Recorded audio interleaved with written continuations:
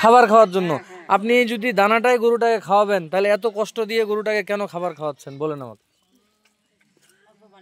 যুক্তি দেন। ও তো এতটা পানি খাইতে পারবে না। আপনি এখানে যত পানি দিছেন, এখানে তো এরকম 5টা গরুর পানি দিছেন।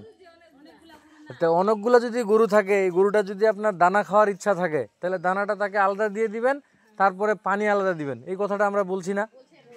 গরুটার নাক চোখ মুখ সব কিছু ডুবায়া ও কিন্তু হচ্ছে পানি খাচ্ছে, খাবার খাচ্ছে, ও কিন্তু পানি খাচ্ছে না। আপনার গরুর কিন্তু স্বাস্থ্য নাই। এটা যদি বাচ্চা হওয়ার সময় পড়ে যায় তাহলে উঠতে পারবে না। তারপরে ওই যে বাছুরটা ওইখানে আছে, হ্যাঁ, ওই বাছুরটা ওই শরীর সে চেটে চেটে একবারে লোম উঠিয়ে ফেলেছে।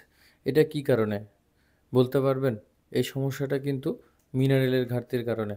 বাকি যে গরুগুলো আছে সবগুলিকে আপনি যেভাবে খাওয়া দাওয়া দেন, এই ধরনের খাওয়া দাওয়ায় কিন্তু গরুর স্বাস্থ্য হচ্ছে না। গরু অনেকগুলা সারাদিন শুধু যদি খড় খায় তাহলে কিন্তু আপনার গরুর স্বাস্থ্য হবে না, গরু থেকে আপনি কাঙ্ক্ষিত লাভ পাবেন না। এজন্য অবশ্যই আপনাকে যেটি করতে হবে, তাদের জন্য পর্যাপ্ত পরিমাণে কাঁচা ঘাস এবং সুষম দানাদার খাদ্যের ব্যবস্থা করতে হবে। আর যদি দেখা যায় পাশাপাশি গরুর পানি এবং খাদ্য প্রদান সবসময় আলাদা করতে হবে, যাতে করে সে তার চাহিদা মতো পানি পান করতে পারে।